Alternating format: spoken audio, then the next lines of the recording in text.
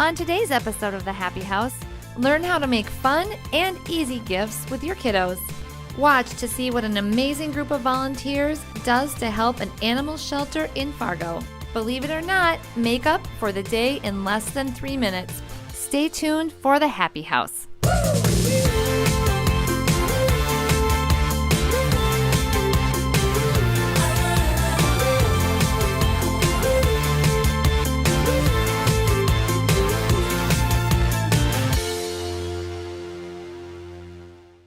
Chandler and I are going to work on some crafts today to maybe keep for ourselves, but also give as gifts this holiday season. Right, Chan? Mm-hmm. All right, you ready to help me get started? Yeah, this is my favorite thing to make. I know, we are gonna make this beautiful tissue paper votive holder, but first, I wanna talk about something that we do that's a tradition in our family, which we call fingerprint memories. It is using fingerprints to make these adorable little animals. You can make anything. These are reindeer, but you can make birds, you can make turtles. So what we're using, actually, this is an important part, are these porcelain paints. And these paints, when you apply them and then let them sit and cure for 24 hours, then you simply put them in the oven and bake them. So whatever you use, like a tile or a dish, needs to be oven safe. You bake it for just a short period of time, and then the paint is set, but you will need to hand wash the item after that. So the nice thing is these tiles, which we can use as trivets, can also just be hung on the wall to use as a decoration. And the way I like to do this, to keep things easy and neat, is use a cotton swab. You don't need a lot of paint on the fingerprint. So we are going to take Chandler's thumb and simply rub. That tickles. Does that tickle? And I'm simply going to press that fingerprint on the edge of the bowl, just like that. And then I'm simply using this baby wipe to wipe the paint off of his hand. All right, next we're gonna do yellow. Small fish, small fish. Tiny fish, tiny fish. And I'm gonna press it down like that. And that is a really great print also. It's a baby fish. But if you ever get a print, the nice thing about these paints is if you get a print that isn't great, it's too blurby or it's not in the right spot, then you can simply use a baby wipe to wipe it off. Chandler actually has some brothers and a sister, and we like to make a tile every year with our whole family on it. We're gonna press that down. That is perfect. Okay, so we've got our fingerprints on our plate, and now I am going to make these look like fish. Are we ready? Fish. So I use my porcelain pen, and it doesn't take very long for the paint to dry, and you can add decorations. And then we can draw some little bubbles. You can imagine if you had the whole family make something like this, what a great keepsake gift it would be. Next, we're going to make one of your favorite projects, a tissue paper votive, kind of like a stained glass votive holder. So all you need is a mason jar, or actually any used jar will do, and some tissue paper. We actually happen to have tissue paper squares here, which you can buy at craft stores. So, Chan, do you want to get started? Yes. All right, so take the foam brush full of Mod Podge, or Elmer's Glue works. All right. Finished. Perfect. With that part at least. Okay, so Chandler's covered a little bit of this jar, and then he's going to choose the tissue he wants on there. What colors would you like? Light blue. Light blue. Another thing is you want to kind of overlap it too. Overlap it like this? Yeah. Because what's going to happen, when I mix blue with yellow, what happens when the light shines through it? Orange. Green. So as you can see, we're covering the jar with tissue. And I want this okay. right about there. I actually didn't really know that about the overlapping, Chandler. Yeah, you're supposed to overlap it a lot. What you want to do is then cover the tissue or fabric, whatever you use, again, and it will dry with a nice shiny coat on top. And then simply put a votive in, and you've got a beautiful decoration. It might actually be a fun idea, go ahead, to put a whole bunch of candles in here and give that as part of the gift. Or actually in this holder, we've got one of these battery powered votives, so that would be a great idea too. Okay, next we are going to move on to one of my very favorite gifts. What? The favor jar. What's Are you that ready for again? this? You're gonna hear about this. This is what I like. Okay, so again, we use a jar, and it can be a recycled jar or a mason jar like we have here. And then we got some pretty scrapbook papers. Chandler, do you wanna hand me those scrapbook papers, those slips of paper? All of them? Yeah. And we simply cut them into pieces that are just big enough to write on. And what we're going to do is write down different favors that we can do for people on the back. So Chandler, are you ready? Are you ready to get started with your favor? And again, this can be something just from Chandler, or if you're looking to give something to a grandparent or an aunt or a neighbor, or anybody in your family, you can actually have the whole family contribute favors. So I could write down, I will help you plant your spring flowers, and sign my name to it, and then my mom would know that I would help her with that. Chandler can write down he's gonna help with dishes after the next family dinner and sign his name, and then everybody knows that he's going to help with dishes. What do you write? There's a secret favor being written over here. But what's really great about this jar is it's inexpensive, it's thoughtful, and when you get the pretty scrapbook paper loaded up in here, rub my mom's back. Yep, that's gonna happen. When you get the pretty scrapbook paper, I'm actually not gonna put this in the jar, I'm just gonna put it in my back pocket.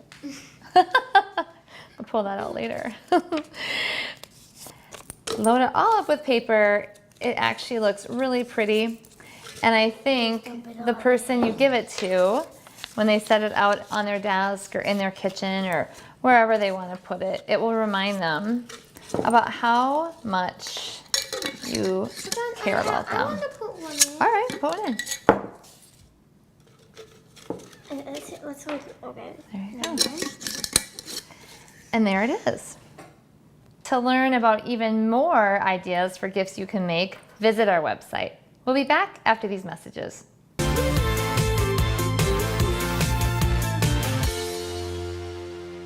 I'm at the Homeward Animal Shelter today in Fargo. This animal shelter serves the Fargo-Moorhead area, and something really amazing is happening today. It's called a Rescue Rebuild.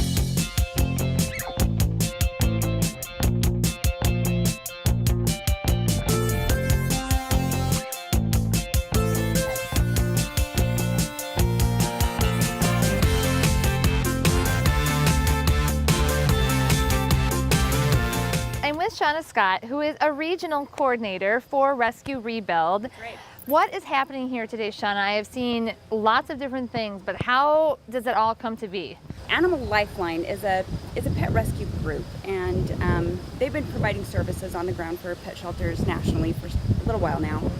They had this idea that they wanted to improve volunteer work at local shelters. They found Pedigree, greatergood.org, and the animal rescue site. Okay. So here we are in Fargo, and these people needed more storage. They needed to have their dog runs power washed and repainted. They also apparently have dogs that can climb. Okay. So we're installing what they're calling coyote rollers to prevent dogs from getting outside of the kennels. This has happened at other shelters Yeah. across the U.S., is that correct? It is. We're trying to do one in every state in the lower 48. I heard by the end of the year that mission will be accomplished. And it should be actually accomplished before fall is over.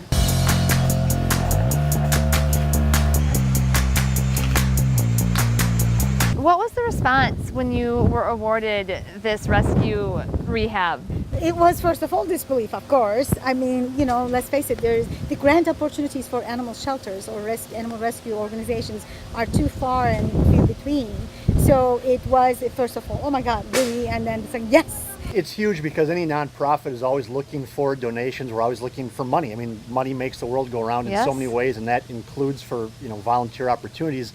And so when I heard about this and the grant money that came our way, it was like a sigh of relief, or like a whew at the board meeting, saying, Yes. you know, what a great day this is for us, because we're going to be able to get a couple of these projects done thanks to this opportunity. It's hard to find the funds to be able to spruce up our shelter. It's an old building. We make do with what we have, but it'll be nice to have everything freshened up and looking good. Well, and even it set the framework for getting all these people here. I mean, it's like a SWAT team out here just getting everything done. So it set the framework for that. You got all these people in, and it's sort of like, whew, at the end of the day, right? It's got to feel really good. Yes. You know, it's amazing what kind of impact this kind of contribution makes.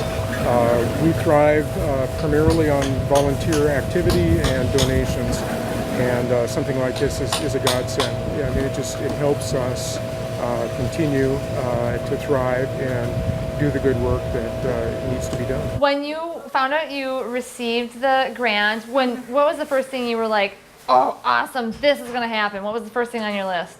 We have a shed out back that was falling apart, and so we knew we needed more storage. Shelters can never have enough storage. Okay. Other than the shed, we just have one tiny little room for storage. So we definitely needed more sheds, and they said they could get us more sheds, so that was awesome.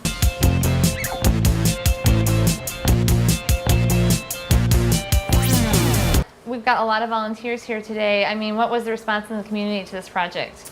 There was a lot of good response. Most of the people who are here today are already volunteers or board members or somehow Okay. related to the shelter, but everyone was happy to pitch in, wanted to be a part of this and help out. And the best thing about it is we provided impetus. We came in and said, we've got this much money, what do you want us to do? Yes. And they reached out to their local community and not only got the stuff that we donated, but I don't know if you saw their front door.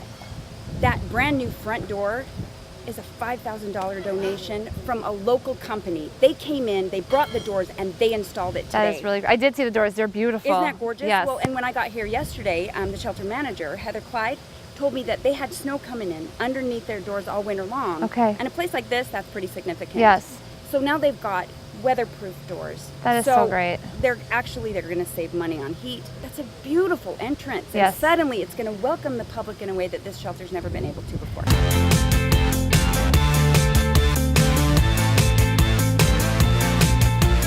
It is a gorgeous Sunday here, which we're very thankful that we have this weather for this event, but there's a lot of other things you could be doing on a day like today. Well, certainly, and it's great to see as many volunteers as we do have, all giving up their Sundays. And this has become our passion because we have a rescue dog at our house that we got from the shelter here, and he's changed the whole dynamic of our family. And so we're trying to find a way to give back to the shelter to help them where they need help. And so we decided, why not do this today? That is so great. So what exactly have you been doing today? What have they tasked you with? Mostly I've been walking around watching other people work. Oh, okay. My wife Michelle's been pulling some weeds and doing some things. I'm helping a gentleman here build the shed here so that they can have it out back to store things in. Thank you, Rescue Rebuild. We are grateful.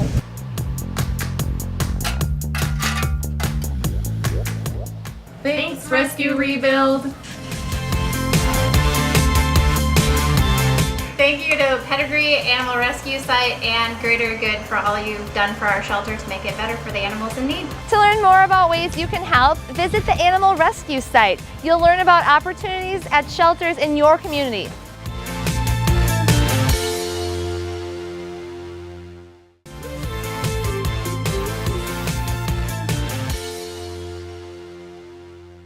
I'm at Cole's Salon and Spa, and I'm with Amber, and she has promised me that she is going to teach me how to apply makeup in 3 minutes or less. And Absolutely. I feel like this is a trick everybody needs because everyone is busy, so learning how to get something done in less time is what we need. Absolutely. Moms are very busy and don't have a lot of time, but we all still really want to look good, right? Right. Well, All right. that's the goal. All right, so we're going to do this with a few fall colors too so that we can cover some trends, things that are upcoming. That's great. Berry and bright eyes are really big for fall. So like nice berry lip with kind of brightness around the eye area is huge. So we're going to get started. If somebody wants to start a clock, I'm totally okay with that.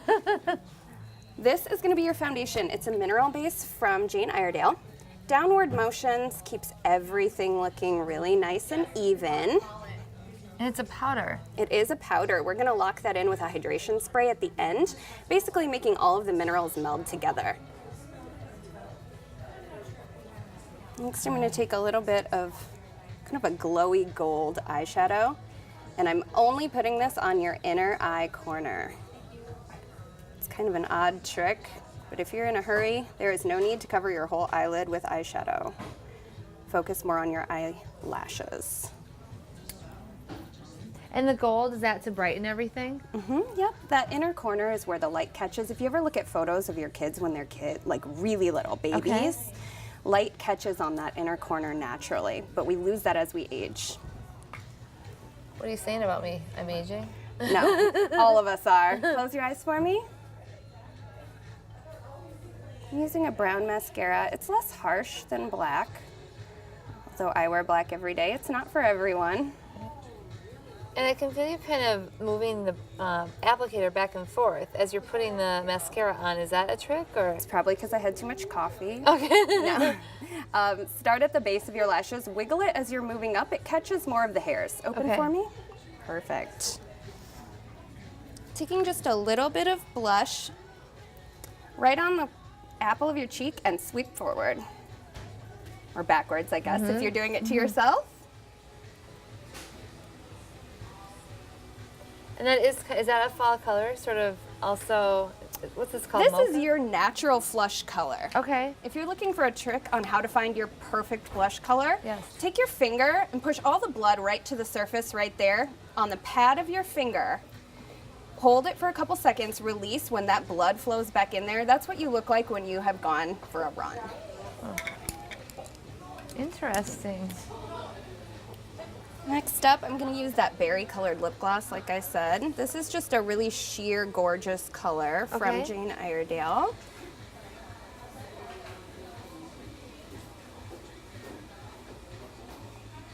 This will actually really make your eyes pop too.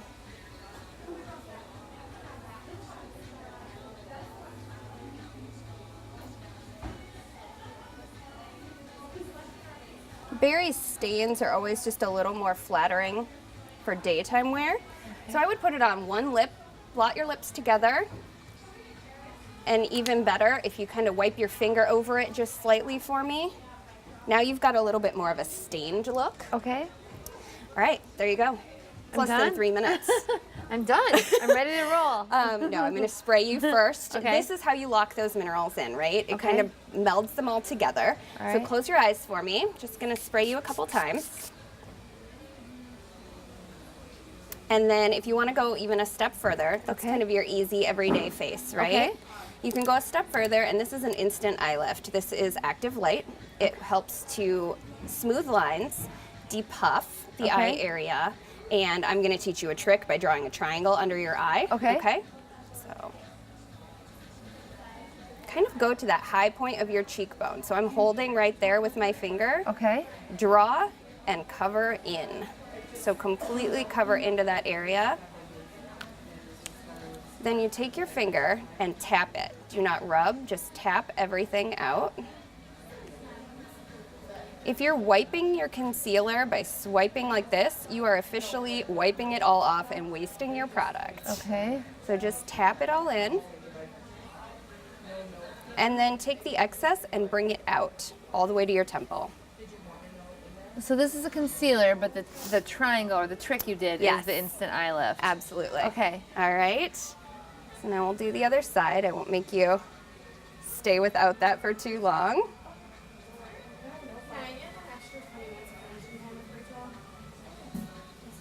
All right, so let's have you do it this time. I'm going to hold a mirror right over here. Okay. So you would just draw that triangle on, Like starting right on that inner corner, all the way down to that high point on your cheekbone, Got it. and then out to your outer corner. And then you just lightly fill that in. Okay. Like that? Perfect. Okay. Now just take your middle finger Okay. and gently tap that area. Okay.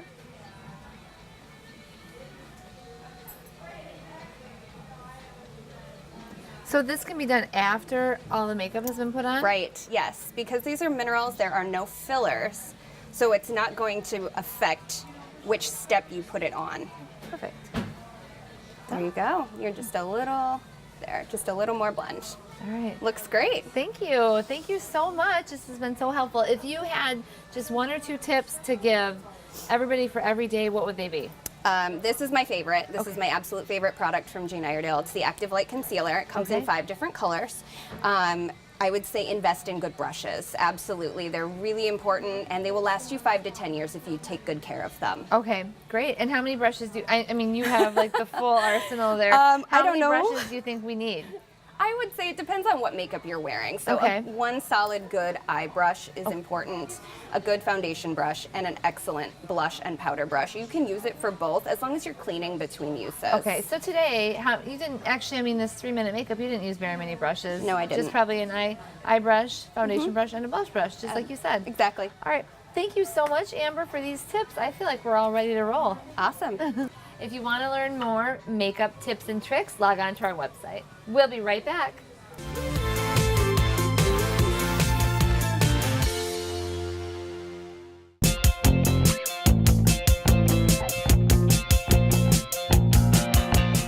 Hey, it's Science time! We've got some excited scientists here today with us. You guys, I'm going to show you something really cool.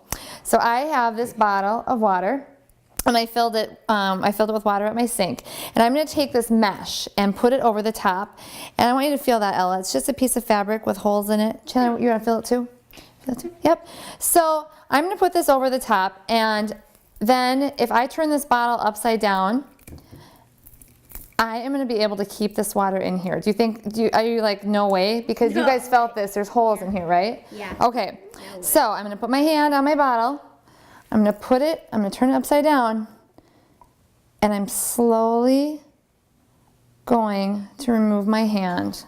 What do you think about that? What are these Now, toothpicks do? we are going to take this one step further and learn a little bit about cohesion. So we're going to take these toothpicks, and I'm going to stick them into this bottle. And where do you think the toothpicks are going to go? To the bottom. Stay on the bottom? Yeah, because Chandler, what do you think? float to the top. Okay, people, here we go. All right, so we're going to stick this toothpick in. And Chandler was right. It floats all the way to the top. And What's some water leak? a little bit, because I'm breaking the seal a little bit every time I put my toothpick in, but once that seal is closed again, it stops. See how, and then actually that's really interesting. When I put pressure here, my water is going to come out.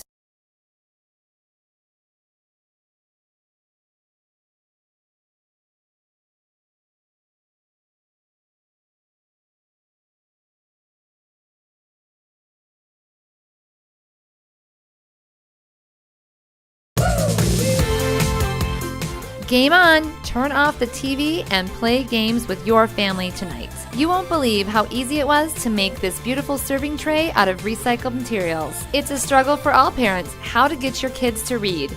Tips from the expert coming up next.